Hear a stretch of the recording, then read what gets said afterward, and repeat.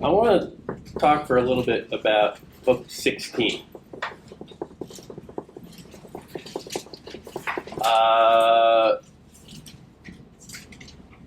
Achilles is still resisting getting back into the fight.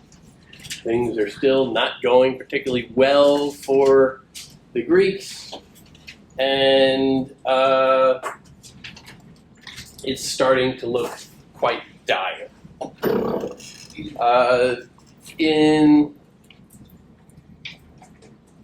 Towards the beginning of the book, you get a nice little conversation between Zeus and Hera, who are fun.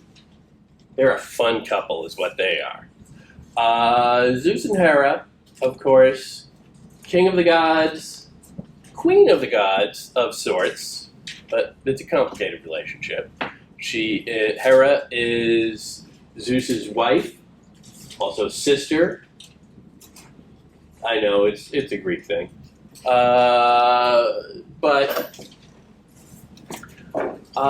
they are a really fun couple to watch for the way they interact.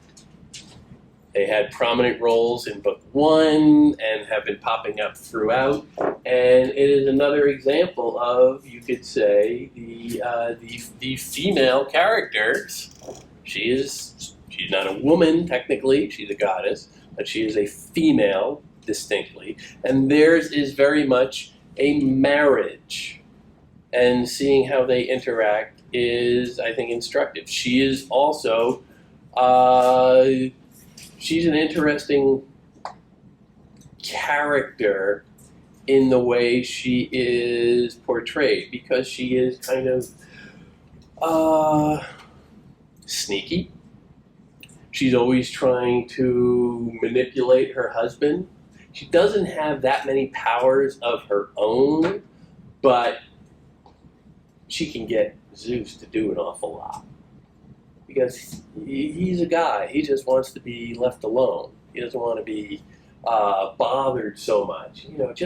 Keep the little woman happy and keep her out of my hair. I'm going to go change myself into a swan and go rape some humans. Zeus has other things to do. So you see that all the time. And they get this really nice little scene towards the beginning of Book 16 where they're talking about a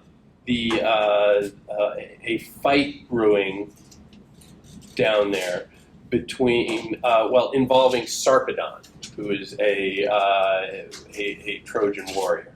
And basically, throughout, you can see that the Greek gods have their favorites.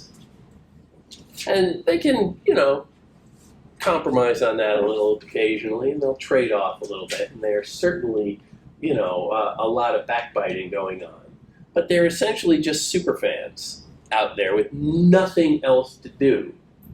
The gods have nothing to do besides watch human beings for sport. And so they're constantly trying to get them to sort of like fight to entertain them. They cannot change fate. Fate is bigger than the gods. There's another difference between the polytheistic society and the monotheistic. Monotheistic societies tend to be an all-powerful god. Here, they can't change fate. It is ordained that things will turn out a certain way. And what the gods can do along the way is nip a little around the edges. Just cause a little commotion here, a little extra problem or a wrinkle there. Not change the destination, but screw around with the journey. And between lines 431 and 460, you get them discussing the fate of Sarpadan,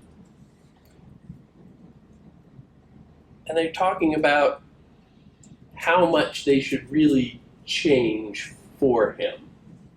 It is destined that he is going to die. How many people need to die along the way? How drawn out the battle that culminates in his death needs to be? These are all on the table for Zeus and Hera. And they talk about the consequences of meddling with this fate. Most dread son of Kronos, this is like line 440. What kind of word have you spoken? This mortal man long ago consigned to his allotted fate. You wish to release him from the hard sorrow death?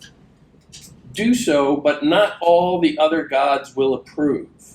And something else I will tell you, and you can put it away in your mind. If you should send Sarpadan to his home alive, take care, lest some others of the gods should also wish to send his beloved son away from the ferocious combat. They're debating whether or not, well, we can maybe, just pick him up. He's in a tight spot right now. We can save him from that.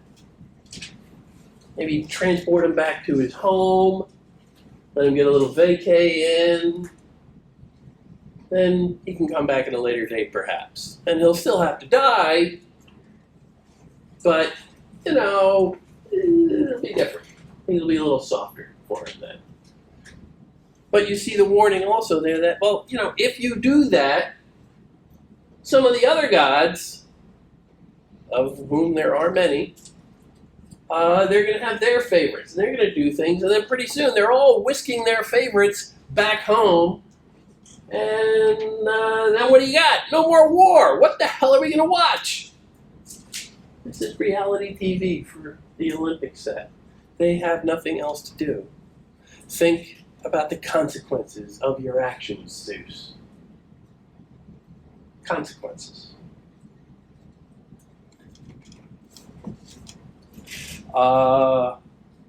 Sarpadan ends up with a rather visceral and vivid death.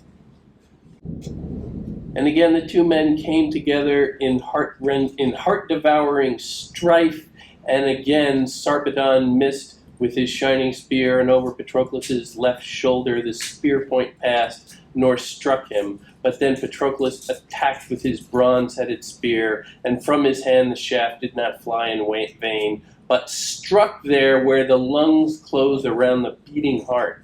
Sarpadan fell as when an oak falls, or white poplar, or stately pine, that in the mountains timbering men fell with fresh whetted axes to make a ship. I love that line, there where the lungs close in around the beating heart. On his deathbed, Patroclus has a little speech, which stands out because the pattern, as you say, is fairly set where somebody steps forward, has a little speech, talks about who they are or why they're there, and then they fight, one of them dies, and that's it. Here, you get a death speech. That's different. So it makes you automatically say, something's going on here.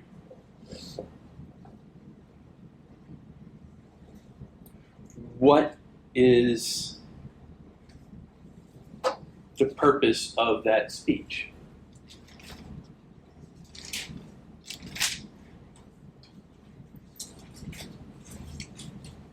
Around line 845. 844, I think, technically begins. Make your great boast now, Hector, for Zeus, the son of Kronos, has given you victory, and Apollo, they who easily broke me, for they took the armor from my shoulders. But if 20 such of you had encountered me, all would have died here, broken beneath my spear. Deadly fate, and the son of Leto killed me. The son of Leto is, never mind.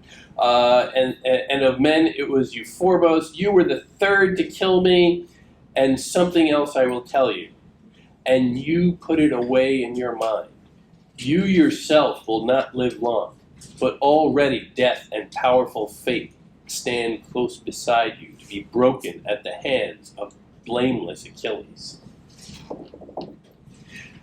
This is Patroclus offering a little prophecy, saying, don't get carried away here. You might think you're winning. Yes, you killed me. But there will be consequences. That's the same sort of consequences that were debated by Hera and Zeus at the beginning. Consequences. Don't get carried away with yourself. You are not some great conquering hero celebrating the victory for all time here. Men and they. On the one hand, yes, you killed me. On the other hand, there will be some retribution for this. Your time is coming too. Don't get too full of yourself. We're all just human beings beneath the armor. You see these themes coming back and back and back. There is no easy answer to any of them.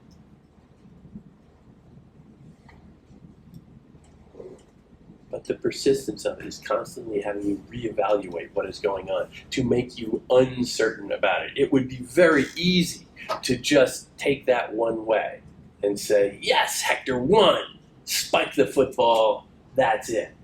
But no, it's more complicated than that. There will be consequences. There will be ramifications. Achilles will not like hearing that Patroclus died. And in fact, he doesn't.